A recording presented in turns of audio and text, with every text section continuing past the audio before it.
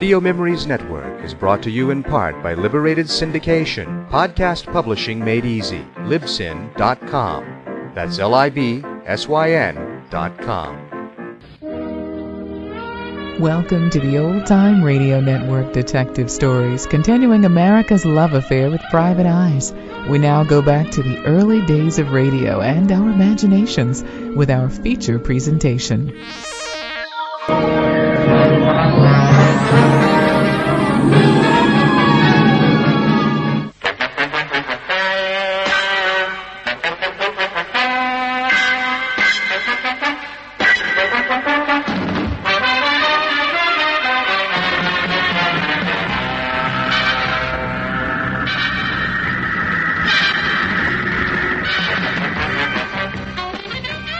The history of crime detection has produced no more famous name than that of Sexton Blake.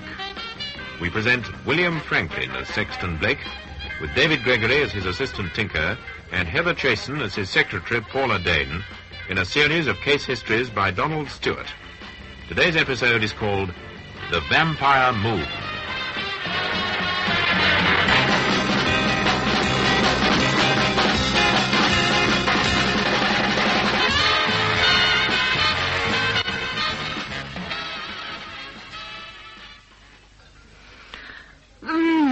That was wonderful, Mr. Blake.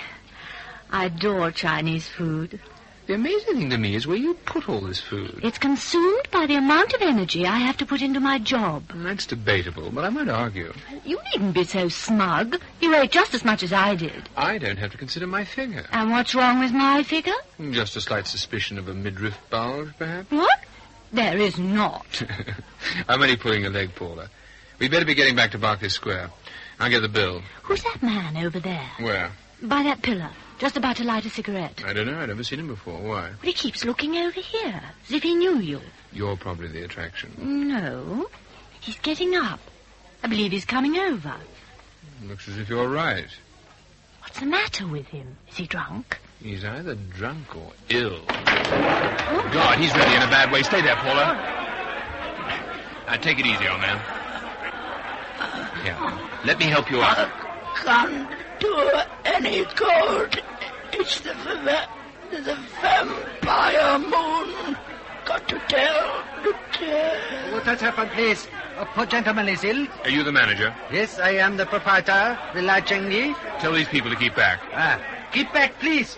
There has been illness. Mr. Blake, was it a heart attack? I don't think so.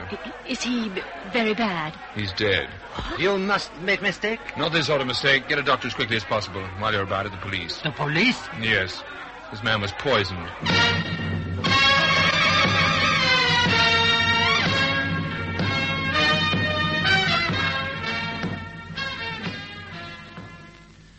You're absolutely certain it was poison, Blake? There's not the slightest doubt, Sir Francis. My secretary picked up the cigarette he was smoking when he fell. We analyzed it in the lab. And what was the poison? Preparation of pure nicotine, quick and deadly. You didn't know David Grant, did you? No. I gather, Sir Francis, he was one of your boys of intelligence. Quite the most brilliant. That's why I'm here, Blake. I want you to take over. Oh, now, just a minute. Take over what? Whatever it was that Grant was up to. Don't you know? It sounds silly, doesn't it? You'd understand better if you'd known Grant. He broke all the rules, but he got results. A lone wolf, eh? Very much so. He hated turning in reports. What he liked was to present the job complete, all the T's crossed and all the I's dotted. I think I'd have gone on rather well with him. Anyway, you haven't any idea what he was doing. I'll tell you all I know, but it's precious little. He came in to see me one day about 2 months ago. He'd just come back from Hong Kong. Hong Kong? And he's murdered in a Chinese restaurant. Yes, there may be something in that. He asked me to give him a kind of roving commission. He said he was on to something very big. He said that for over a year he'd been picking up a whisper here and a rumor there, and now the thing was beginning to gel. He didn't give you any hint as to what this thing was? I asked him point blank, naturally, but he wouldn't tell me. If it had been anybody else, I'd have refused, but I knew my Grant. So I agreed to what he asked. And? I neither saw nor heard from him again until I was told of his death. Those last few words of his, the vampire moon, do they ring any bells? No, nothing at all. He made a tremendous effort to get the words out at all. They meant something to him. Something of supreme importance. Yes, I think so, too. Blake, will you find out what Grant was working on? That's a bit of a tall order, Sir Francis. You can have all the help we can give you. Which doesn't really amount to much at the moment, does it? You can't even tell me where Grant was during those 2 months. Oh, I know the difficulty. That's why I've come to you. There's flattery and flattery. What was the assignment in Hong Kong? Well, you've heard of the Triad Societies of China? Yes, founded in the 17th century, and still very much in existence. In many ways, the Triad Societies are rather like the Mafia, aren't they? Yes. Well, one of these societies was operating in Hong Kong. It was responsible for the trouble there, and Grant's job was to ferret out the leaders. He succeeded? Yes. As a result, we were able to put a stop to many of their activities. But I don't think this was the big thing he'd stumbled on. If only we knew what he meant by the vampire moon. Will you take on the job of finding out? I'll do what I can. Let me have all the dope you've got on Grant, will you? Where he lived, a list of his friends, everything you can rake up. I'll send it round by special messenger. You'll let me know if you get onto anything. Only if it's something definite. Goodbye, Sir Francis. You can rely on me to do my best. Thanks, Blake. I'm very grateful. Goodbye. And don't forget, anything you want, let me know. Paula, when you see Sir Francis, will you come in? Yes, Mr. Blake.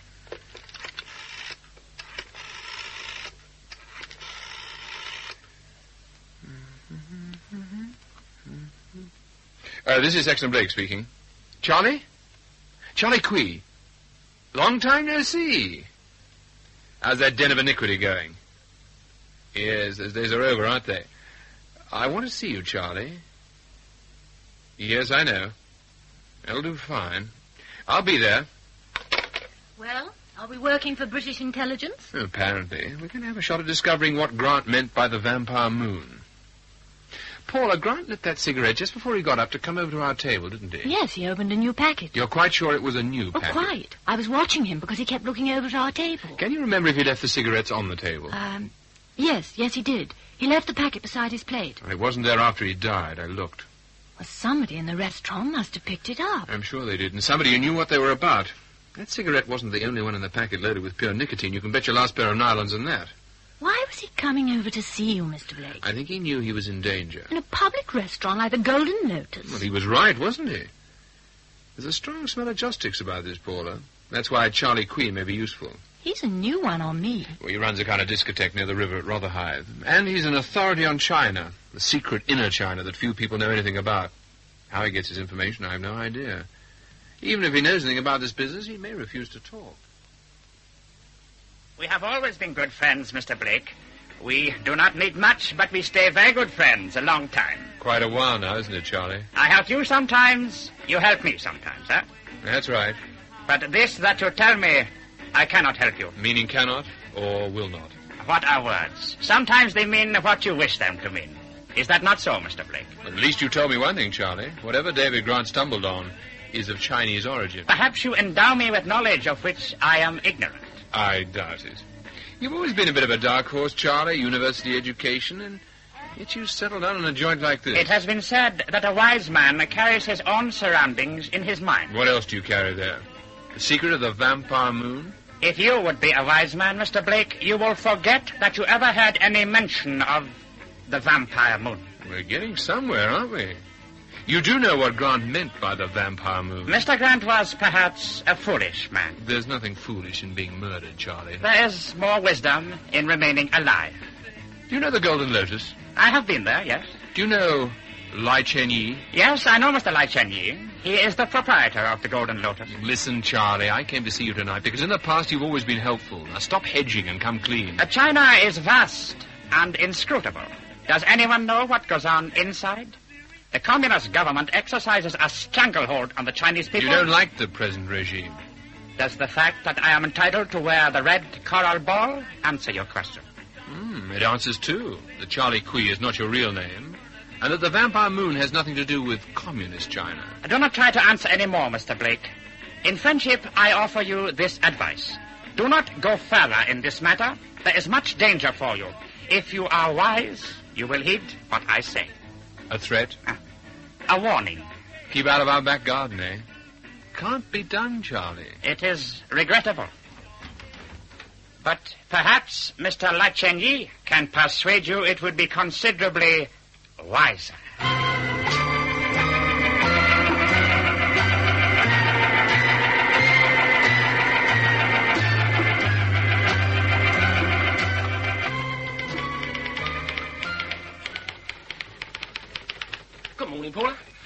message from the governor?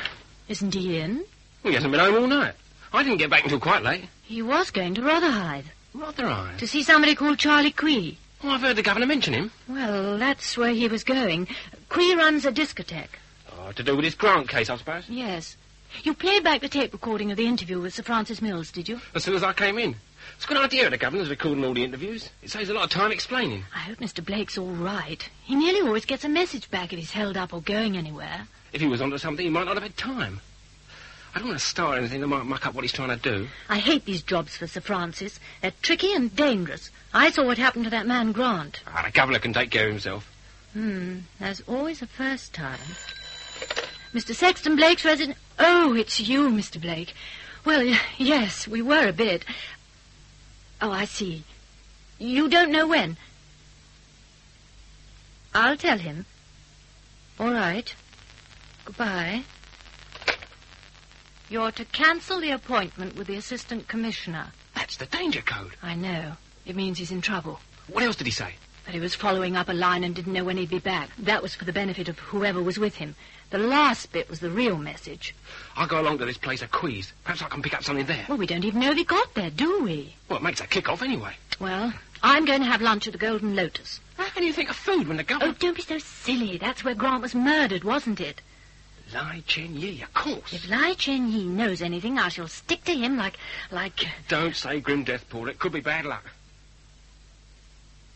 Good morning, Mr. Blake. I trust that you feel no ill effects from the injection. I have felt better. Any slight nausea will soon pass away. Lai Chen-Yi is not used to the syringe. He prefers poisoned cigarettes, no doubt. Who are you? I am Dr. Ho Sing-chung. I would have introduced myself last night, but you are in no condition. A fact which I regret. Is that a watermill I can hear? Yes. This is a mill house. We are in the heart of the English countryside. How delightful. You're going to keep me here trussed up like a chicken for long. You should be thankful, Mr. Blake. It was only at the expressed wish of Charlie Quee that you are still alive. He's very thoughtful. What happens next? For the present, you will remain as you are. Nobody's going to miss me, of course. That has been foreseen. Shortly, you will telephone your secretary. You will say what you are told. Supposing I say what I like. It would be regrettable if the wish of Charlie Quee could not be granted. I agree with you there. Perhaps you'll tell me why I've been brought here at all. You might endanger a project that is nearing completion. The Vampire Moon. Exactly, Mr. Blake. The Vampire Moon. Oh, very hush-hush and top secret. Even to the Chinese government. It is known only to the Brotherhood of the Red Coral Ball. Which denotes the rank of Mandarin. Yes, I'm beginning to get a vague idea of what you're aiming at. China is the oldest civilization to have survived into this day and age, Mr. Blake, on its classical foundations. For 16 years, it has been ruled by a communist government. The rule of emperors lasted for over 2,000 years. And you believe it's time they had another go, eh? As a beginning. Only as a beginning. Now, but it is time for you to telephone. Send for. Bring the telephone and plug it in. How does the Vampire Moon come into it? That you will know very soon, Mr. Blake. In spite of our friend Quee, I regret you will have to die. I see you are a realist, Dr. Sing-chung. The Vampire Moon shall claim its first victim. You, Mr. Blake.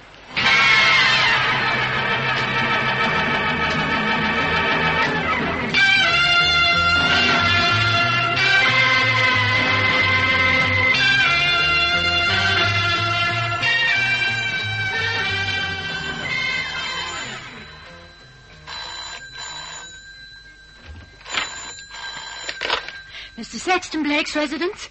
This is Paula Dane. Oh, I'm sorry, but I'm out of breath. I heard the phone ringing as I came out of the lift and I ran for it. Oh, yes. Look, Nichols, do you know the Golden Lotus restaurant? That's right. The proprietor's a Chinaman called Lai Chen-Yi. Middle-aged, thin, dresses immaculately, striped trousers a lot, typical city gent. I want a watch kept on him, day and night. I want to know where he goes, who he sees, all about him. Got that? Yes. Report to Berkeley Square. Right. And thanks.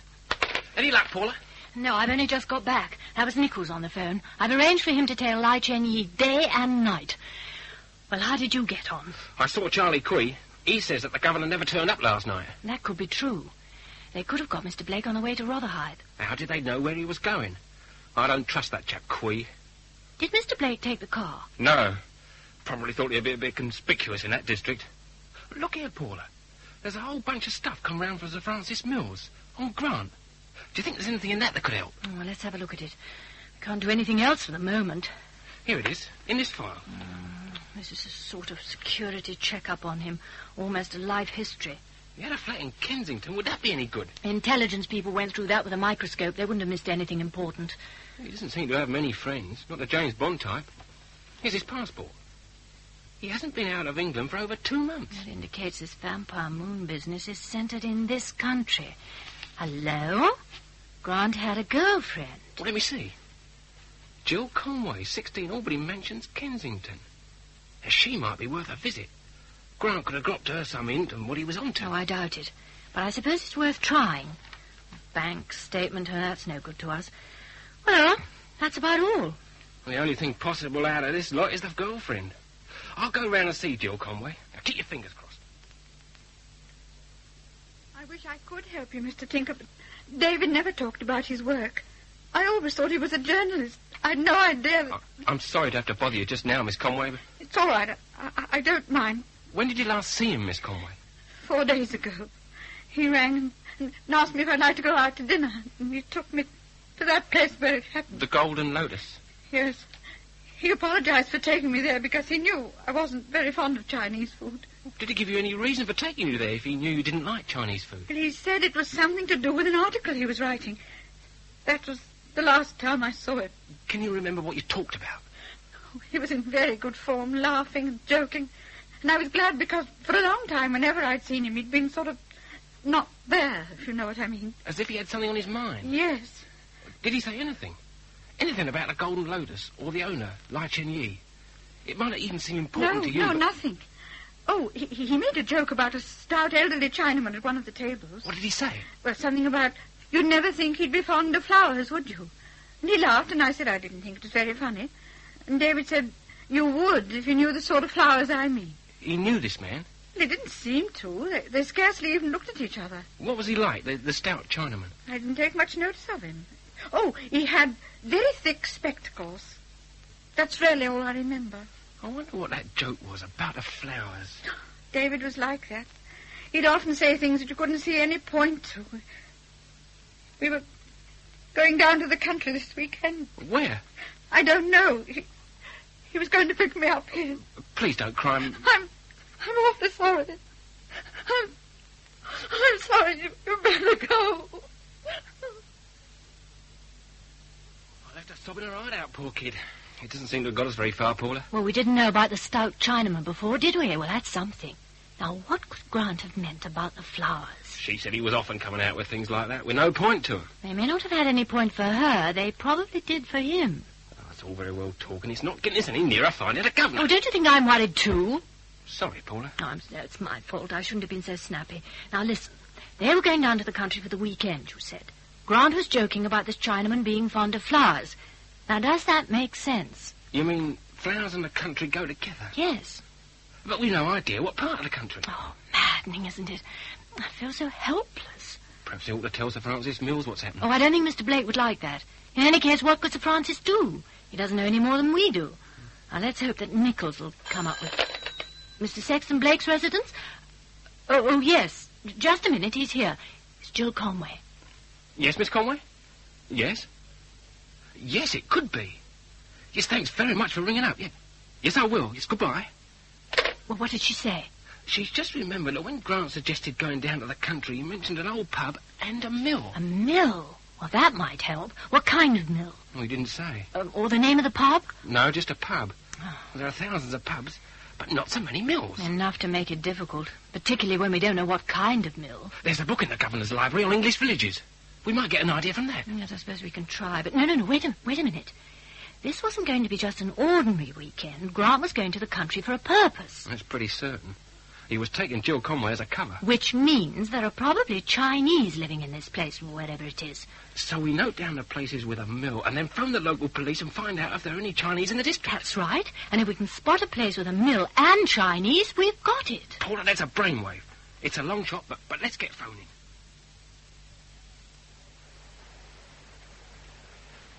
Put down that tray, 10-4, and then go. I hope the sound of the water wheel did not disturb you during the night, Mr. Blake. That's very considerate of you, Doctor. No doubt you are ready for your breakfast. I'll loosen your wrists sufficiently for you to eat. Condemned man ate a hearty breakfast, eh? We have a saying in China, Mr. Blake, that to the wise man all experience is wisdom. Confucius or Mao Zedong? Neither, Mr. Blake. It originated in the Manchu dynasty of China in 1644. An old saying, in fact. There's a lot of truth in these old sayings, you know. Never count your chickens before they're hatched. It's quite a good one. I fear you are allowing a false optimism to instill you with cheerfulness, Mr. Blake. You will feel differently when you have seen what I am soon going to show you, Mr. Blake. The Vampire Moon. I'm awaiting a visit from Lai Chen-Yi. Is he part of the conducted tour? And Mr. Blake, you are either a very brave man or a very foolish one. Let me assure you... Did you know the late Prince Wu Ling, Doctor? I was not personally acquainted with that illustrious personage. Wu Ling was an old protagonist of mine. On several occasions he succeeded in getting me into a similar position to this. But he's dead, and I'm still alive. That is something that will be rectified in a few hours, Mr. Blake. That was a delusion that Wu Ling also suffered from. Are you there, Doctor? Yes, Mr. Lai Chen-Yi. Yes, I am here.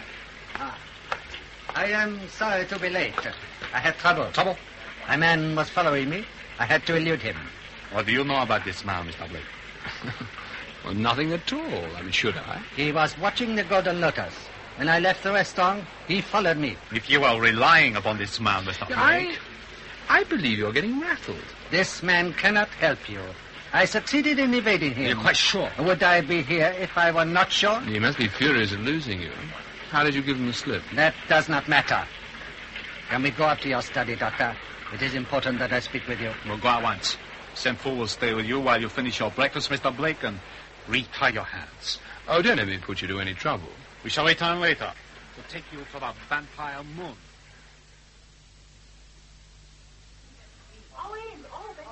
The old mill house is up at the top of Friar's Lane, sir. Big place. You can't miss it. There's a Chinese chap living there, isn't there, landlord? That's right, sir. A doctor something or other. They're all Chinese up there. We found it, Tinker. We found the place that Grant was probably going to bring Miss Conway, but we don't know that the governor's there. Would you recognise that Chinaman if you saw him? The one with the strong spectacles, Miss Conway? Oh, yes, I'm sure I should. Oh, excuse me, sir, but this doctor feller wears glasses. Mighty powerful ones, too. Well, that proves we're right, doesn't it? Look, are there a lot of Chinese at the old mill house? Oh, good few, miss. Though they mostly look alike to me. It's something to do with what they're growing up there, I expect. Growing there? What's that? Oh, I don't know, sir. But there's a mighty big kind of glass house they put up. Oh, excuse me, sir, I'm wanted over in the other bar. That fits in with the flowers, Paula. We've just got to hope that this is where they did bring the governor. I should think it's more than likely. Now, what are we going to do next? We can't do very much until it gets dark. Then we can go and take a deco at this place. Miss Conway can wait here. Oh, I'm coming with you. It could be dangerous. I don't care. If these people kill David, I'm going to help. All right, Miss Conway. You'd better call me Jill. No, of course. Now, look, we'll have to be careful. Don't forget that they know all three of us by sight. And there's probably a pretty good lookout. That's why it's no good till it gets dark. Did you bring your little automatic, Paul? In my handbag. What about you? Yes, I got mine. But we haven't got something from Jill. Oh, I wouldn't know how to use a gun, but David taught me a bit of karate. That's fine. This mill house is a water mill, isn't it?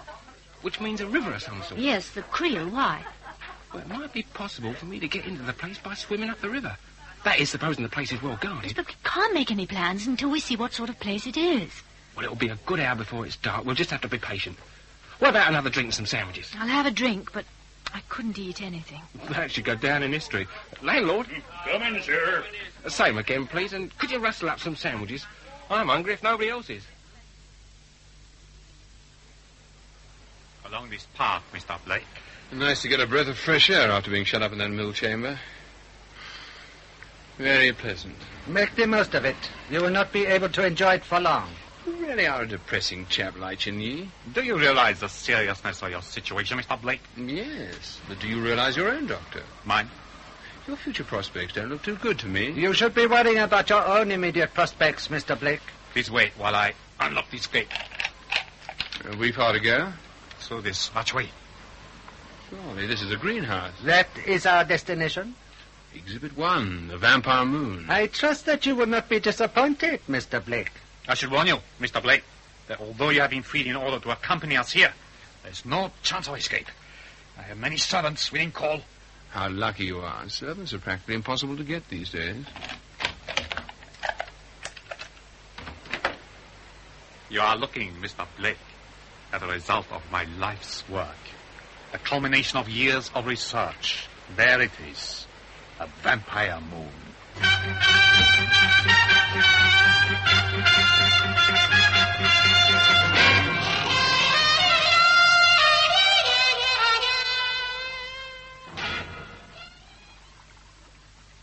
This fencing closes the whole place, Paula.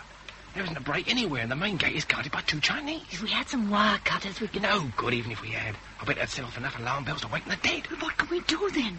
Now, see that culvert, Jill? Where the water gushes out? Yes. That must be the outlet for the part of the river that runs through the grounds. Joining it to this part of the river?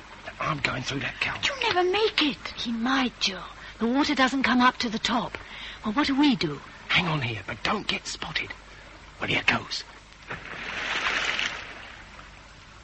I'll give Tinker 3 minutes start, and then I'm going after him. Paula, you can't. Oh, can't I? Just you watch me. Not very impressive, Dr. Singchon. Collection of toadstools. You speak with a voice of ignorance, Mr. Blake. The fungi which you see is a unique link between bacilli and fungi. It grows in and feeds on blood. The blood in dried form which supplies its present needs is animal blood. But its true affinity is human blood. The ripe spores absorbed through the skin or by way of the respiratory system grow and multiply swiftly. The spores are microscopic. In each of these specimens, there are many millions, enough to destroy the entire populations of, shall we say, Russia, America, Britain, or all 3. You presumably have an antidote. Once the spores have germinated, Mr. Blake, there is nothing that will stop the spread of the infection. Hence, as you see, we grow them in glass containers. But the spores can be prevented from germinating. A certain chemical in the form of a tasteless powder, taken in food shortly before the spores are disseminated, renders the bloodstream immune to their action. This powder will be distributed to the people of China in their normal food, and they will survive, as would anybody else we might wish to save. I see. Nothing else will prevent the spores from germinating? Only fire. Fire destroys the spores and the parent fungi, Mr. Blake. Presumably you have a further supply of these obscene growths, in case anything should happen to these. No, Mr. Blake, there is no need. These are ample for our purpose, and the greatest care is adopted in their cultivation. We have talked enough. You have! If either of you move, I'll shoot. Tinker! Over there, Governor! Don't be foolhardy. I have had to blow this whistle on myself. I warn you! Be careful, the fungi! He's fallen on that container. Tinker, quick! The door and shut it! Shut the door! It's airtight. It'll keep the spores from escaping. But we can't leave those 2 in there, Governor. We've got to. We daren't risk the spores of that infernal fungi getting out. Here come the rest of those brutes. I've weaned a couple of them. Who else is that shooting? Good Lord, it's Paula. Oh, are you all right, Mr. Blake? Yes, I'm fine. I think that's settled the bodyguards. Well, thanks, both of you. Now we need petrol. Lots of petrol. Petrol? What for? We've got to burn the place down. It's the only way to exterminate the vampire moon. You did a good job, Blake. Thank you, Sir Francis. You've got that chap, Quee, and from the papers we found at the mill house, we've rounded up the rest of the group. The Chinese embassy is falling over itself in gratitude, and so are the Russians. It must be the first time they've totally agreed about anything for years. Most of the credit should go to Miss Dane and Tinker, Sir Francis. Now, you all did a good job. If this Red Coral Ball group had got away with it, well... Why vampire moon, by the way? Well, the fungi lived on blood, and they looked like full moons, round and white with a phosphorescent glow. We'll never really know if the stuff worked. Nothing left of those 2 chaps, Sing Chung and Chen Ye, after the fire. Only a few charred bones. It was the only thing you could do, Blake. I doubt if it'll weigh on my conscience, Sir Francis. I've finished those reports, Mr. Blake.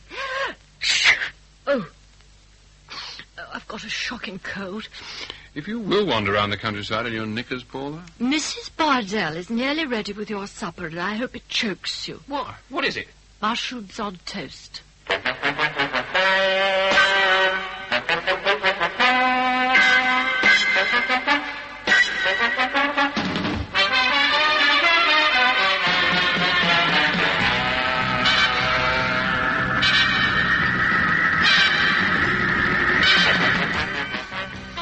That story in our Sexton Blake series was called The Vampire Moon and was written by Donald Stewart. William Franklin with Sexton Blake, David Gregory, Tinker, and Heather Chasen, Paula.